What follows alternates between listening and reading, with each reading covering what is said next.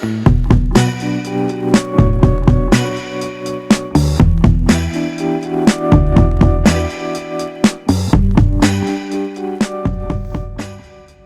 You should start. I should start. Oh, yeah.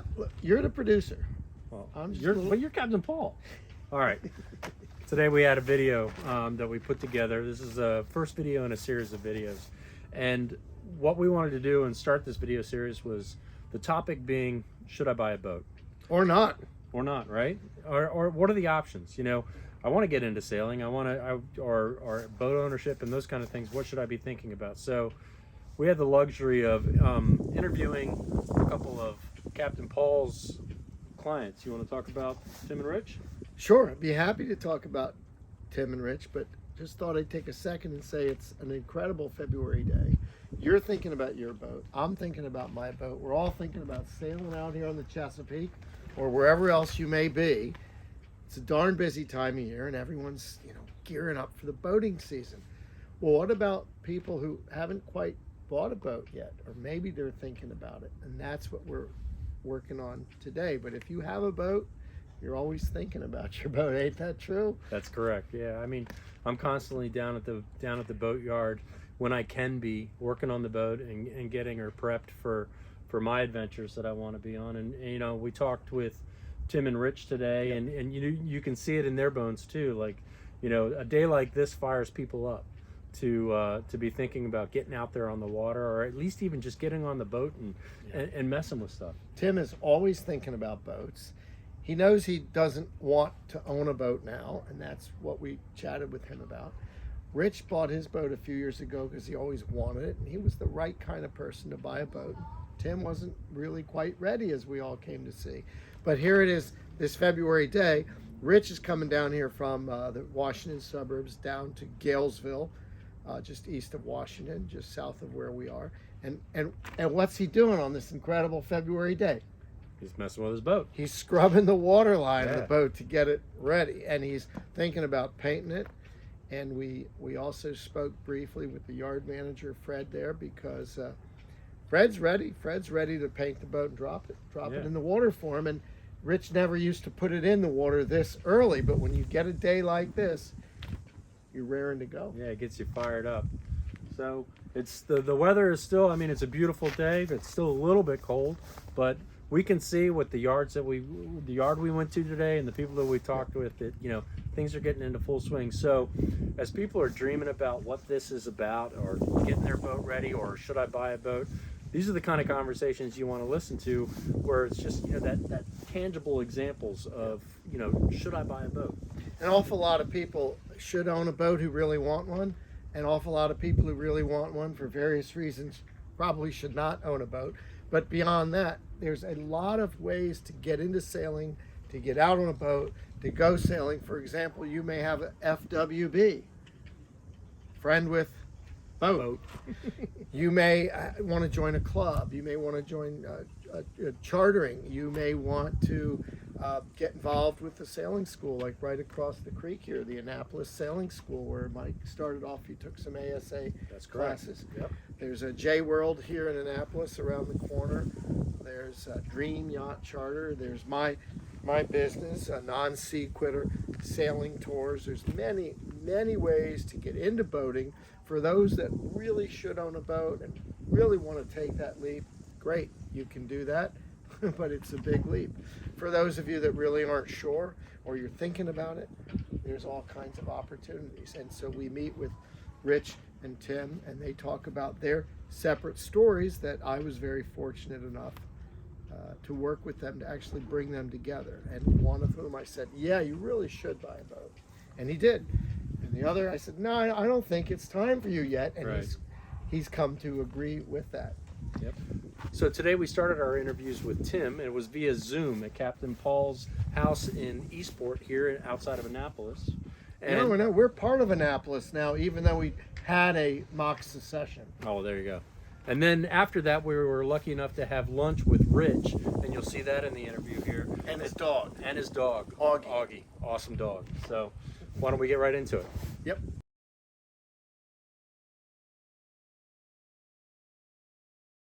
Yeah, my name's Tim Kale, and I financial advisor as my profession, and I sailed small sailboats as a kid. Grew up on sunfish on a local lake, and did some racing with my father and a friend on a what was known as an interlake, and so got introduced to sailing as a very young kid and really stopped sailing probably about high school. Just didn't have the opportunity to, and lived in a lot of landlocked states, and never really got back into sailing. But I knew it was always something that I wanted to do again in the future. I just loved it, and many pictures from my childhood of myself, drawing sailboats and dreaming of sailing again. And moved to Virginia probably about, let's call it about 12, 13 years ago. Never been to this part of the country, never been near the Chesapeake, had no idea what was available over here, but I knew I'd heard a little bit about Annapolis, and that being the center of all things sailing on the East Coast. And when we did make that move, I knew that it would be an opportunity to get back into sailing, and had young children at the time.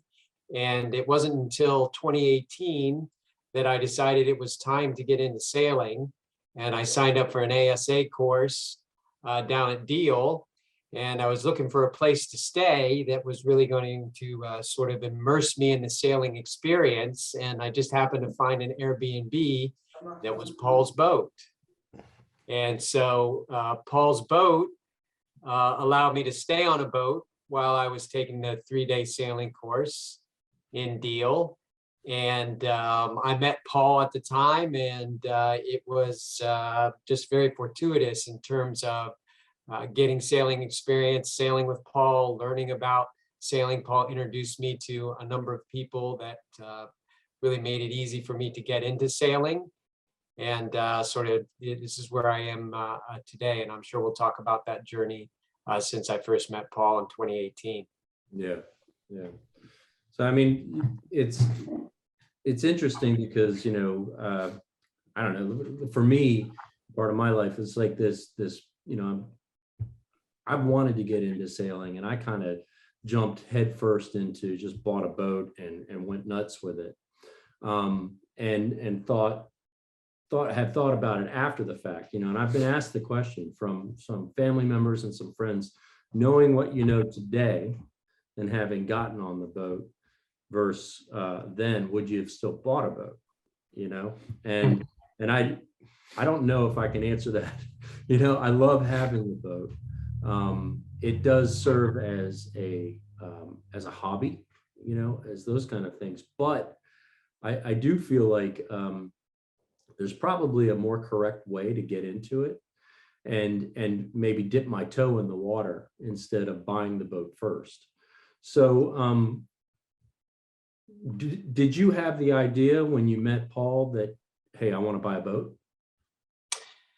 Well, I think I think definitely at the time when I met Paul, and the first time of ever stepping onto his boat and stepping onto those boats during the ASA course, I'd never been on a cruising sailboat before. I had no idea what it was like. And, my background is very much a background of being in the outdoors. I love the outdoors, and really some challenging aspects. I love to, rock climb and mountain climb, and really like to test myself against the elements, and not afraid to rough it a little bit and to be uncomfortable. And those were some of the things that attracted me to the idea of cruising. And so the idea of being on a cruising boat was so new to me that I don't think it really occurred to me at the time to think about buying a boat, just because I just had no experience of what it was going to be like. Still had kids in middle school, into high school. And I really kind of looked at it more as sort of like a proof of concept. I had this concept that I wanted to sail, and I knew that I could get to the bay in an hour, but I really didn't know that much more. Was I really going to enjoy it? Was my family going to enjoy it? Were friends going to want to come out and go sailing with me? And so I really decided at that point I was going to take some time to try to figure it out. But also at that time, I remembered trying to think about what kind of access I was going to have to the water and to a cruising sailboat, because I remember I called Paul one day, probably about 2019, and I said, Paul, there's a Catalina 21 trailer sailor down in DC. Wait a minute, I'm you going did that. You did that many, many times. I did I that found the many right boat. I found the I boat, did that, right? I did that many times, but I remember specifically, I said, I'm going to go down, I'm going to buy this trailer sailor for $5,000, and I'm going to gun coal around the Chesapeake. And I just know this is what I'm going to want to do. And Paul said, slow down a little bit, Tim. I mean, this is basically camping on the water, and this boat is only going to do so much for you. And that was one of the times I started to learn about, everything in sailing is a compromise. Every boat is a compromise in some way. And it really made me think about, I really need to figure out what kind of sailing am I going to do? Am I sailing around the Chesapeake? Am I have visions of, going farther? What is it that I really want to do? Are we talking about day sails? Are we talking about overnights? Are we talking about weeks? What kind of accommodations do I want to have?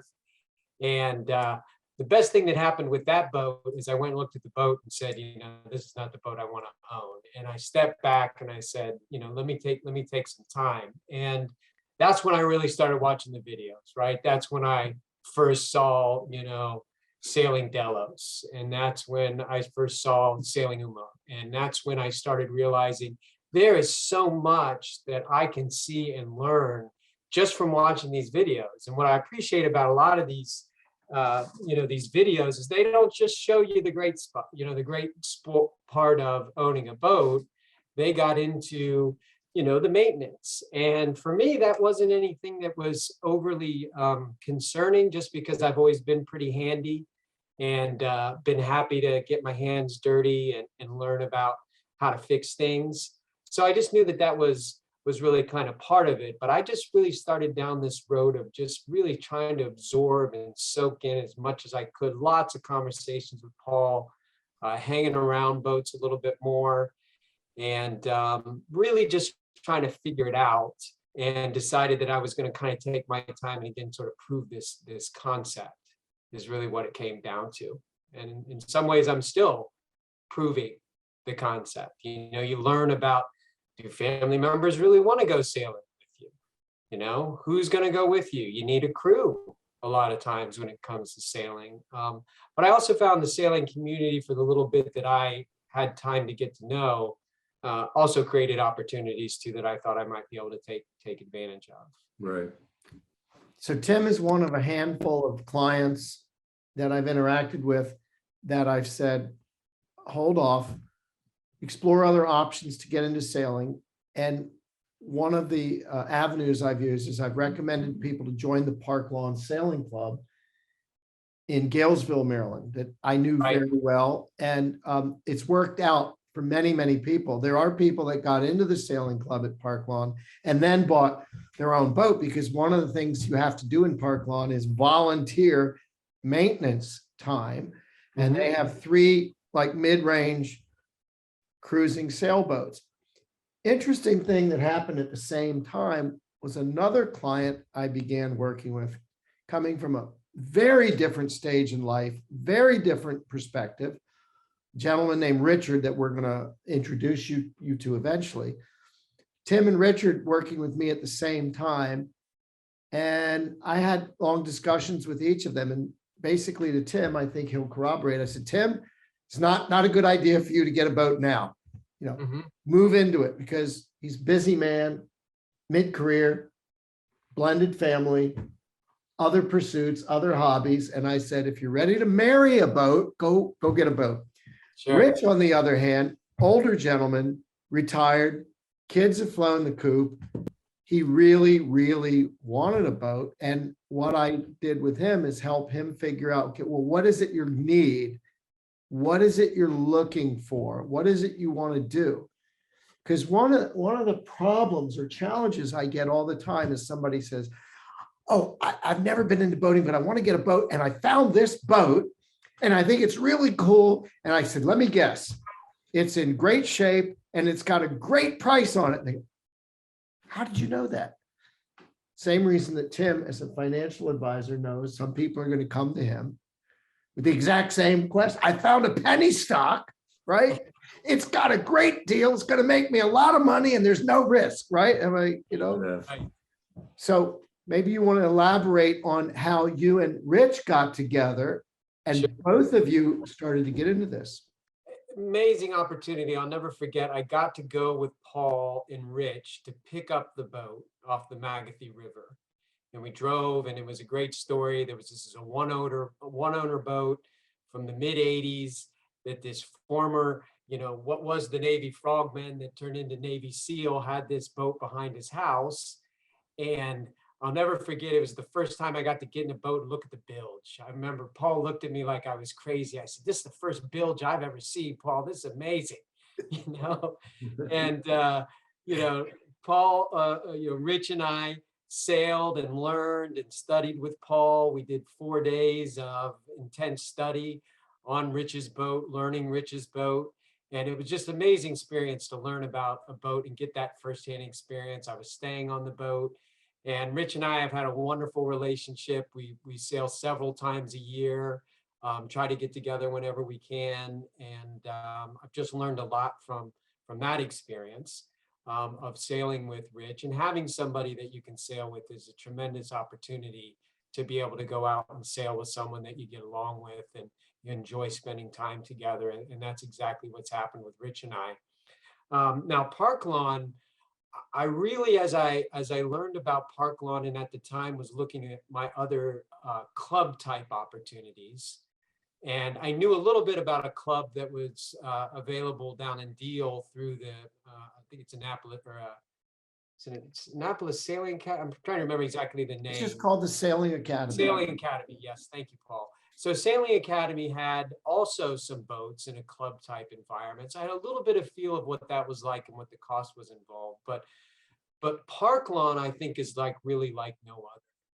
And that is because this is a 30-year-old organization that is very much member driven in terms of, members, the maintenance, as Paul talks about. It was an opportunity to learn about maintenance. They have these maintenance days and you can go and participate. And, there's certainly the sanding the hull, and there's washing, and there's the sails, and there's all those things. But we have some people in that group.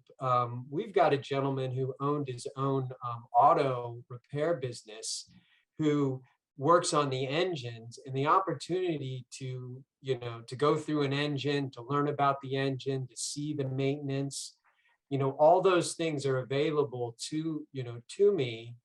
And it's largely, it's all volunteer, a lot of retirees. So these are folks that have the time to spend with the boats. And then, the cost, we can get into cost a little bit, when you'd like to, but the boats that were available to me, that was the other thing. So here were two 34-foot Catalinas, one from the mid 80s, which was probably something that I would have probably been entertaining if I was going to buy a boat. So got to see what a boat was like of that vintage. But they also had a 2000. So here's a newer boat, and you got to see the difference. And then they also have this Racer Cruiser 30-foot boat, deeper draft, points a little bit better, much more sophisticated rigging, and just got exposed to some amazing boats. So question for you, because you've mentioned Park Lawn, and obviously there's going to be people listening to this on West Coast, East Coast, down in Florida, Sure. whatever. So some of the value points that you talked about are the things that work for you. Park Lawn being a club, a sailing club, and what I see is opportunities. One's maybe I'm a little jealous. I would have maybe liked to take where I can experience things about sailing, experience things about like not boat ownership, but understanding more of what boat ownership is like with a club like them.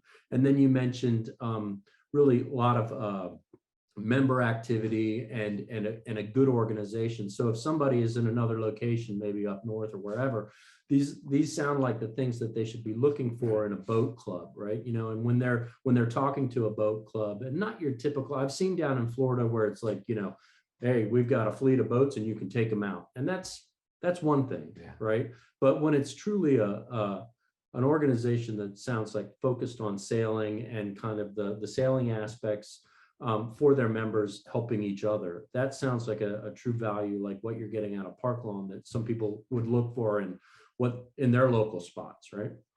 Right. Yeah, absolutely. The culture of the club, very open to new boaters. They are happy to teach people and run them through, the exercises and run them through the ropes per se about what it takes to sail. And I think they put a lot of time and energy into that in their more recent history. I think there was a time where it was like, here's our boats, just go. And I think it was one of our members who now is really the head of the group right now, who said, we nearly need to talk about, systems. You say you showed me how to, run the boat, but I don't know about electrical systems. I don't know about, how to steer this thing. I don't know about all the different running rigging, all the different things that are important when you're managing a boat of that size. And I think they really started putting more emphasis on that to really set people up for success. So certainly I think the culture is a big part of it. What kind of members are they looking for? Are they looking for people who are experienced sailors that just want to charter boats? Or are they willing to accept newer members who really want to learn? Because as we know, it's intimidating. Yeah. And I think from the point of should I buy a boat, I guess the opposite end of that is, Should I not? Well, like what I did, I am learning, Yeah. but it's a school of hard knocks. I've recently I've got to replace part of the bulkhead because we found some things there. So Well, we knew it was there. we knew it was there, but the issue is that by that training is more like it reminds me of my Army training. It's like get in and survive training, whereas opposed to being able to have an experience where you're kind of surrounded by more members and stuff like that and I think there's value to both. I really do. I think there's value to having the ability to, hey, I've got to fix all the electrical on my boat and now I know electrical. Okay. Well, it sucks, it hurts, but once I'm done with all the electrical, I'll know it. Right. But then again, like you mentioned, the member that understands diesel, and can help other members understand maintenance of the diesel and stuff like that. So I see values both ways. I think the take home, quite simply, is that there's no easy answer to should I buy a boat? And I think that it depends on timing, finances, desire, other obligations, where you are, how much time you have to go out. And so I'm wondering, Tim, if you might go back to 2018 and you were to ask yourself, should I buy a boat? And now you come to the present and ask yourself, should I buy a boat? How would those two answers be different? Sure. In a lot of it, and Paul, again, I credit Paul for saying to me, how many times are you going to be on this boat, Tim? How many times are you going to be able to sail? Realistically thinking about it, especially where I was in life, right? Young, busy family, how much time was I really going to have? Were they going to want to sail? Is it something that they wanted to do? And so, what I've learned is there is still, for me, only a limited amount of time that I can get out every single year, right? It's just the reality of the situation. Now, I know that will increase. Right now, I've got my couple kids that are headed off to college, right? I've got one son who actually can crew for me, and I wasn't sure, I knew he'd been on smaller boats, and I was kind of curious to see what it was going to be like to get him out on, something that was a little bit bigger. And, how much does my wife want to go out? Does she want to overnight, right? She was into the outdoors as much as I was, but what was the reality about how much time I was going to be able to get out and spend time, right? Because we've all seen, you go down to the marina and you see these boats that sit and never get touched in some really beautiful Sometimes they don't even get off the hard, right? Yeah. Exactly. Some really beautiful boats. There's a Hunter that sits in Galesville that looked neglected. And I would walk by that boat just so sad saying, give that to me. What could I do with that? You don't want anyone to give you a boat. It'll be the most expensive free thing you ever got. And I've learned that. And I've watched hundreds of hours of video. I've watched so much video to really learn. So Paul, to answer your question, right? I think I'm still in the right spot. And I joke with you, Mike, but every day I dream about owning my own boat, right? I mean, I've learned there's a few things about owning your own boat versus the club, right? And so let's talk about the cons of the club, right? What doesn't work with the club? And, when you rent a boat from the club, especially with my busy schedule, I pick a day on a weekend and I got the boat. Lots of days I've gone out, there's been no wind. Yeah. There's just been no wind, or there's been weekends where I'm looking at the weather forecast and I'm thinking, oh, what a tremendous weekend to go sailing. The boats are booked, right? So you can't take your pets. I have a dog. I'd love to be able to take my dog on the boat. Can't take your pets.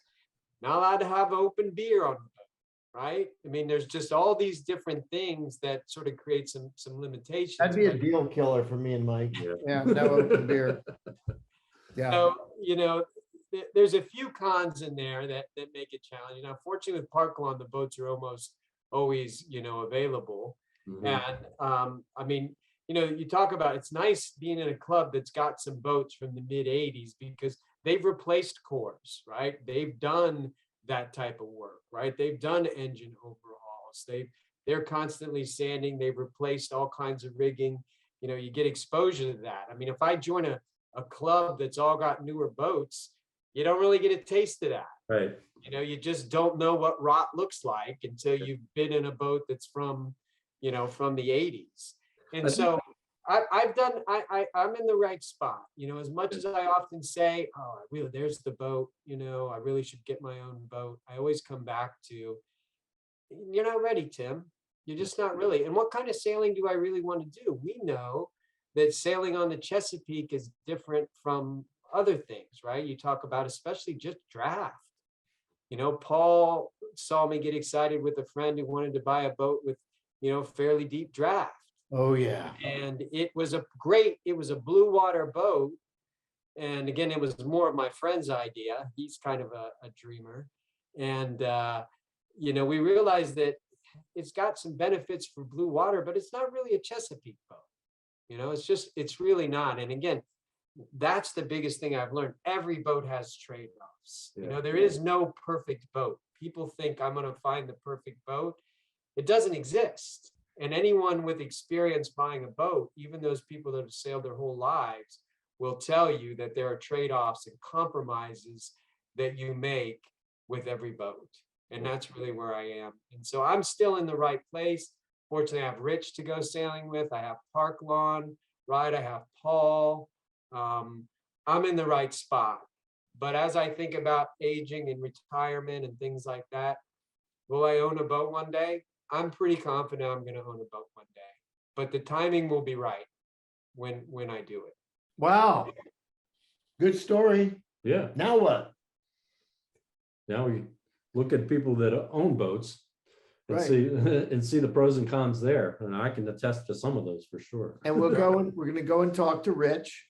Great. And how many times do you go out sailing with him a year now? COVID certainly created some challenges, but several times a year.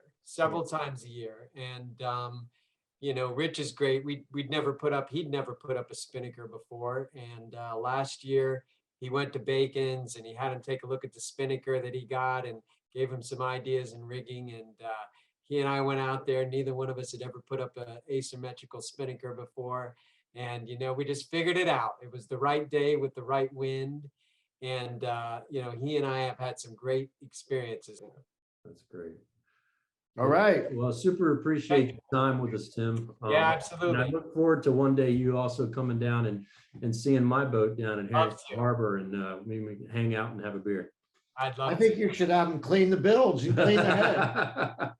I'm more than willing to.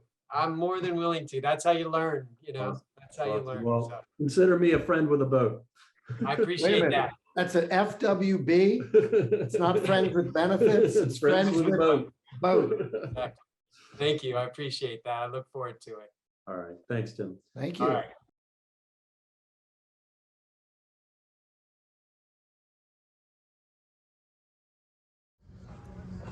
So today, we're talking basically, our topic is about boat ownership and should I buy a boat. We talked to Tim this morning and kind of his take on it. And he decided not to buy it. Right, yet. park lawn and that kind of stuff. Yeah. Still I thinking bought a about it. boat and probably shouldn't have, but Oh, stop. I'm knee deep What kind in of it. boat you got? 72 Pearson 36. So and I'm redoing it completely. So it's under a total refit right now. But with Paul and I wanted to do kind of a video series of, I have the sailjunkie.com and I like to write stuff on there with a bend towards people that are kind of wanting to get into it. What are they thinking about? That kind of stuff. So that's kind of what we wanted to talk about today. So what's your background? Paul gave me a little bit about where you, how you kind of got into boats, but who are you? What have you done?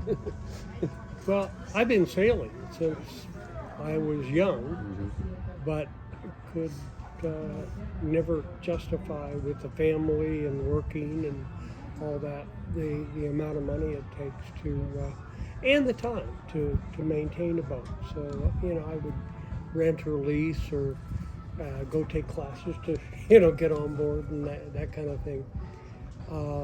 And it's always been around the Chesapeake. It's never been on open water. Well, maybe one of these days. Tim and I had talked about planning a circumnavigation of the Delmarva thing this spring. Let me know. I'd be sure not to be out on the water that week. Okay. Well, we said we're not going to do it this spring because of my furler. I had some problems with getting the sail down, and the sail guy came out and said the furlers had seen its better days. And so we're going to be replacing that probably in the next month or so. So anyway, back to my background. Yes, I was in the seminary for a number of years, and my bishop sent me out to Catholic University to study philosophy. And I came out here and met a woman that I fell in love with, and so I ended up retiring in 2013, and pretty soon after that, my wife was diagnosed with pretty advanced cancer. And she's been under the care of a team of doctors up at Johns Hopkins who are second to none in knowledge. And they have, when she was diagnosed, they gave her 6 months. And the door was closed. And we went up there and said, no, we don't know what the horizon is, but we can do better. Right. And that was 7 years ago. And she's, as Paul said, how's she doing? She's still going strong. That's fantastic. And So buying a boat and taking her sailing was the best thing for her health ever. she hates sailing. Oh, Let me tell you. but my daughter and granddaughters and son-in-law, they all love it. And I got friends like Tim who goes out with me. And last summer I got tired of sitting in between weekends waiting for people who work for their weekend. And I started to think about single-handed. I finally worked up the courage and took it out, and it was just fine. And so I did probably 20-25 sailing days last summer by myself. That's got to be exhilarating. It was wonderful. It really was. So Lynn finally said, look, why don't you make it a reality? And she said, I found this crazy guy who will up your sailing skills a little bit, and crazy guy? and, There's that, Paul. and so I spent a couple of summers with Paul showing me stuff, and then I went to Paul and I said, Paul, I want to know how to look to buy a boat. I didn't intend to buy a boat. And so he laid out, he had me select things, and we had 10 boats to look at in a day. And the 10th one we looked at was this boat it was on the Magothy up on Cat's Creek or something. Cat's Tail Creek. One of them This creeks. guy who had a Navy officer bought this boat new in 1984 and took excellent care of the boat and probably jury rigged a lot of things because he knew what he was doing as Right. a Navy officer. And I said, well, how much do you want for it? And anyway, on the way out, I said, Paul, I think I need to buy this boat. And I went home and Now, wait a minute. He's got the story backwards in so many ways. I don't know whether to let him go on and on for the fantasy's sake or whether I should correct go him. ahead. Are you? Wait, I'll let you finish, and then I'll give the actual, as Paul Harvey would say. And now, page 3. And now the real Story, story. the real story. So I went home, talked to Lynn. She said, do it. I think there's an interesting thing about what you said because she doesn't love sailing, but Yeah. and I think about that with people in my life also are like, yeah, I'm not my thing. Don't want to get on a boat. Yeah, But I love you, and I want you to be happy. Exactly. So there's that. and that's how she feels. Now his wife really wanted him out of the house a lot more, and I think I it's think worked. that's what it is. Right? Because what day of the year is it? It's February 21st, right? Yeah. And it's amazingly beautiful weather, right? Yep. Not quite warm enough for the sailing you like to do. No, But what are you doing today? It's so exciting. I'm working on the boat. Yeah, Working on his. there's that. That's right. So he's out of the house working on the boat. So there's that aspect I think where should I buy a boat, and it's kind of like it really there's some positional things in your life, right, that you think about. Do I have the time, right? At that time, were you already retired? Were you working? I was retired several years and pretty active athletically, and so I had the time Yeah. and had been kind of lucky about saving up the retirement money and stuff, and so we were in a position where I could just pay for the boat outright. Yeah. And still trying to keep up with the maintenance of $2,000 here and $2,000 Yeah. there, and but I still got the boat and don't plan to sell it. Yeah. Yeah. I think there's a couple aspects with like buying a boat and what it does for you. Obviously sailing, right? There's the sailing aspect and being on the water.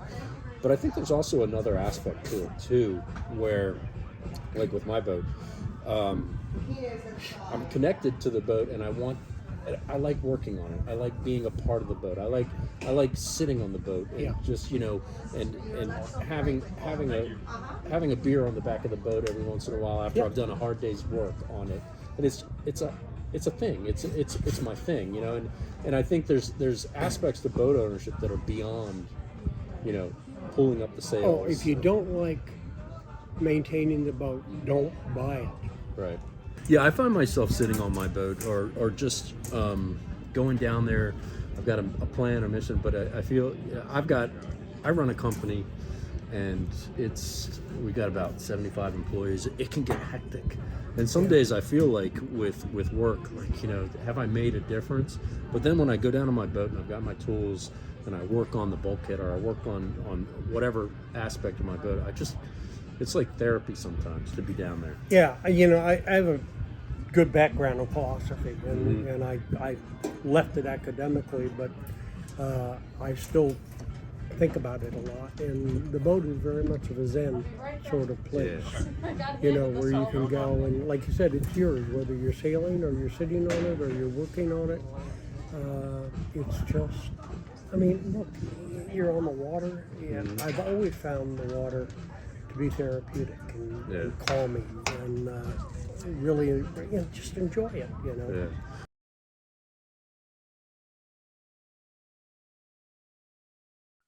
So it's worked out for Tim for one reason, and it's worked out for Rich for another reason. And to our listeners, we hope that this has given you ideas that you don't necessarily have to buy a boat, and you may or may not be the right person to buy a boat. I always say to clients to think about what Thoreau said. You build your castles in the air, and then you build the foundation down to the ground. And if you don't do it right, you're going to have a boat up on the hard with a keel right into the ground. Yeah. That keel is going to grow a taproot, and it's going to keep growing deeper and deeper until it's hard to get that boat off. Yeah. I would caution not to do it like I did, where I just rushed into it. I think it's better learning what we did with Tim and Rich and working with you and my experiences. I do think it makes a lot of sense to slow down, talk to somebody like yourself and others where you can say, okay, and have that consultation before you pull the trigger and write the check, because there's a lot of people with a lot of experience that can help you understand what you're going to be getting into. I mean, everybody's different, right? Where some people, want to buy a boat because they're dreaming about it. And there's this fantasy about boat ownership and those kind of things. And I feel like, there's certainly some pragmatic questions that could be asked. Do I have time for this? Do I really understand all the bits and pieces of it? Am I somebody that likes to turn a wrench and those types of things? Because I think regardless of the boat you get, you're going to have to put some sweat into it. I think that just seems to be the nature of boats, unless a lot of checks. unless you want to write a whole lot of checks too, if you don't want to do any of it yourself. I feel like, that's so there's a financial piece to it, right? It's like, what did we learn from the two of them? One, Rich has time, right? He's retired and he has time, and it was the right time. I think that was a big deal that I saw. And Tim, per your coaching, did not, and it wasn't the right thing, so not yet, right? But everybody's different. And I think about when I got into it and why I actually got into this boat. Yeah, I want a boat, and I want to do big trips, those kind of things. It's also filling a personal need for me because I got a lot of things going on in my life where I need the outlet of refitting this boat. It is my therapy. It's something that's helping me, and it's hurting me and everything. It's a pain, and it's awful, and it's lovely and everything. So I think it's really about, there's a lot of factors that go into it. You asked me when I bought when we first met, like you said, do I really understand what I'm getting into? I said, nope, this is what I want to do. And then it was, okay, full steam ahead. Let's figure this out. What I like about interviewing and working with Tim and Rich and making the video is that they can appeal to a wide range of people who would be asking the question, should I buy a boat? And I've stayed in touch with both of them and have been sailing with both of them on my boat and on Rich's boat. And I really, I think they both made the right decision for themselves. There's so many reasons to do it or not to. Financial, time, ability to turn a wrench, your patience, the family's interest, other competing interests, your time horizon. And at the same time, we also talked a good bit with Tim that there's other ways to go sailing besides actual direct ownership. And in fact, I had Tim over the other night. I had just moved my boat up here after it was not easy this spring, getting my boat ready and getting it moved to a new slip in Annapolis. Things went well and went smoothly once we launched it. But the hassle of having to get it out of the marina, having to get everything ready on time, having to move it at the high tide at the marina. So what Tim talked about, interestingly enough, the reason he was in Annapolis the other day, is he has moved from being a Park Lawn member, which he talked about, to joining another type of boat club based in Annapolis, which I and turned him on to? I would say, not for me, but shameless plug um, for you would be, I do when I think about it and I look and I'm working on my boat and I'm thinking about things. And I think I do wish I had called someone like you prior just to have that consultation because not that, I don't regret having my boat and I'm going to keep going forward with it, but a really good conversation prior to purchasing it would have made me feel better and probably saved me some money down the line. So I feel like that makes a lot of sense to contact somebody like you or other, whoever that is very knowledgeable in this to help guide with some of those questions, to have the conversation before you write the check, before you're, to make sure that your dreams of what you're doing is actually prudent. The yacht brokers as a whole are highly knowledgeable about a lot of different types of boats.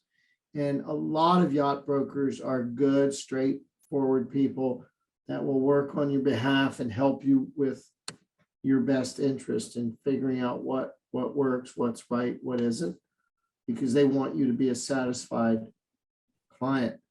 So we both have boats of similar size, of similar vintage. We've taken different routes, and we each made the mistake of buying an older boat real cheap and then putting it all in sweat to eventually get a boat that to replace would be 10 or 20 times more than the money we put into it. Right. But that's because we both put in sweat and the fingernails to show for it. Again, going back to, should you buy a boat or not? Some people should, some people shouldn't. My advice to somebody is slow down to answer the question, should I buy a boat? Good advice. And we did this, we showed this in our interview that you just watched with Rich and with Tim. Different people, different perspectives, different choices, and both pretty happy with how they proceeded. Still time for Tim to buy a boat. And there's still time for Rich to keep sailing his boat. Yep. Or to sell his boat. So that's basically what we covered in our first hole in the water, WHOLE, hole in the water. The subtext being into which money is poured. So that's kind of the idea with these videos, right? We're going to find other topics along these lines about boats, boat ownership, and different aspects of boats, everything from sailmakers to the people that, quite frankly, very well in the industry and in the area. And I think it'll be of value to the people that watch the videos, these frank, candid conversations with people about boats. And we're going to have a lot more actual boating scenes. And we're going to have a lot more, as you just mentioned, interviews in the shops. Yeah. So, well, I look forward to the next one.